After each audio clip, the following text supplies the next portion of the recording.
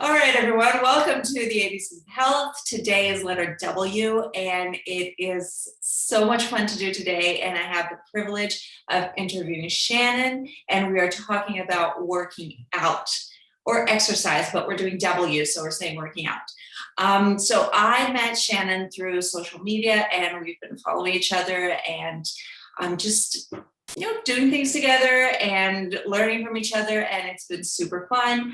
I recently had a workout session with Shannon, which was super enjoyable. Highly recommend that. But I'm going to hand it over to her so that she can tell you all what it is that she does. There you go. Yes, well, thank you for having me. It's going to be so much fun today. My name is Shannon, and I am originally from Lake City, Minnesota, so down in the southern part of Minnesota. I have been a NASM certified personal trainer for about 12 years. For most of my career, I have lived in Alexandria, Minnesota, and I worked in a hospital setting, also physical therapy, cardiac rehab, and managed a wellness center there. So that's where I got most of my experience with personal training, instructing group fitness classes, all that kind of fun stuff. I've bopped around most of my 20s. I mean, I lived in Colorado for a while. I've been everywhere, but now I'm in northern Minnesota, and I just recently opened my own business about a year and a half ago, Reps and Sets Fitness, and I'm in love with it. I just love it so much. Yeah, and you can follow along. I'm going to post her Instagram handle, the website, all the good things. So let's jump right in. So the first question I would like you to just, tell people a little bit about is, we always hear when we talk about health, it's always, exercise and food, exercise and food. But explain why. Like, why should we have working out as part of our health regimen? Yeah. So being a personal trainer, I'm all about exercise. I mean, I live and breathe exercise, but even I know it starts in the kitchen. So I would say exercise is obviously phenomenal for so many reasons, your mental, physical health, inside and out. But of course, you always want to start your journey in the kitchen. So start establishing good eating habits, and it doesn't have to be night and day difference. You can start out with, okay, maybe I have 2 pieces of toast in the morning. Start out with 1 piece of toast, and then that second piece of toast, now you're having an apple. So just taking away like 100 to 200 calories a day obviously adds up to quite a bit at the end of the week. So once you've established a great eating pattern, or a better eating pattern that you enjoy and that you can maintain for your life, is when you want to start slowly adding exercise into your week. So I recommend, if you aren't currently exercising, to start out with like 3 days a week for 10 minutes. I always tell my clients, if you are beginning an exercise routine or are starting to get back into it, to give yourself the 10-minute rule. So if you're like, I'm sore, I'm tired, I have no time. I mean, there's how many excuses in the world, right? But give yourself 10 minutes. That's like 1% of your day. And 9 times out of 10, after 10 minutes, you're feeling so good that maybe you'll go another 5 or 10 minutes. So just starting to establish nice and slow. And that is a main goal that I want everyone to focus on, is just start out slow. This is a lifelong journey. This isn't something that's going to happen overnight. So start establishing habits that you can maintain for your life. And with fitness, what happens as well is that it's so easy to get injured. It's so easy to go too far when you're beginning. So if you start doing all the things, chances are you're gonna either hurt yourself, or it's gonna be too much, or you'll be too sore, and then you're like, I'm just gonna stop, right? Yeah, exactly. And that's why I'm not a huge fan of like the New Year's resolution. We always hear of that, right? Okay, so January 1st comes and I'm going to start working out. Like, good, that's amazing. But why is one day determining how you're going to change your life? Just start out slow. Like you said, you'll injure yourself, you'll get fatigued, you'll get burnt out, and you Mhm. don't want that. And why do you have to wait until January 1st? Just Right. Start Yeah. now. Yeah. Start Yeah. today, and then you'll get to January 1st and you can create a bigger goal for yourself. Yes. Yes. We call that the Last Supper. Like, don't have the Last Supper. Just start right now. Yeah, yeah. And what would be some, well, let me ask another question first. I'll get to this one. When people say, oh, but I walk my dog, or oh, I'll just park further away. Now, all of these are good things for us to add, but what's the importance of having an actual structured physical exercise program, be it 10 minutes, be it half an hour, be it an hour? What's the importance of having this structured exercise? Oh, that is such a good question because every step adds up. Yeah, you park further away, you take the stairs instead of an elevator. I mean, those are all things that add up at the end of the day. But as with your routine of brushing your teeth every morning and every night, if you have three meals or your snacks, just establishing that routine is so important. And it just goes back to going nice and slow. So maybe you start out Monday, Wednesday, and Friday at 8 a.m. for 10 minutes. I'm going to work out. And maybe you don't really know what the heck you're doing. And that's okay. I mean, there's so many resources out there. I have a free program going on right now that's a virtual session where basically you have your access to a portal and then you have a bunch of free 10-minute workouts because that's just how easy it is. It's not easy, but that's how we can get started on that routine. So yeah, just establishing that habit is so important. Yeah, and it's easy to let go of things after a while, right? So just building those small pockets of things that you're doing day in, day out, that's a big one. Yeah. What would be some red flags that you would say, okay, this someone says, okay, this is happening to me, this is going on in my body. I think that having more structured exercise would help me. Like, what are some things that I know what my red flags were, but I'm not going to influence you. So, what are some things that people might say? Okay, I really should start paying attention to maybe getting a workout in or a program in. I think the first thing that comes to my mind is stress.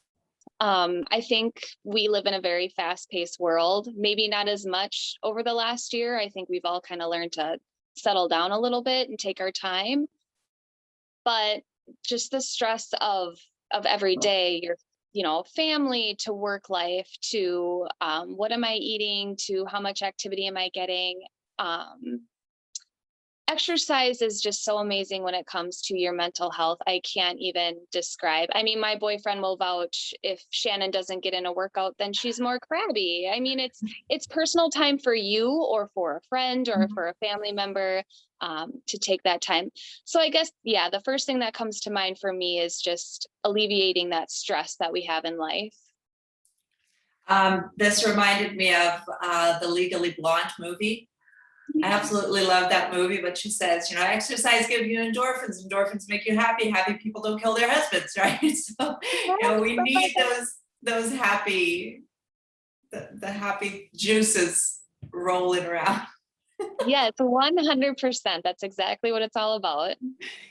And my final question for you is this: someone who is, like you said, just starting out, and you say, okay, start with 10 minutes.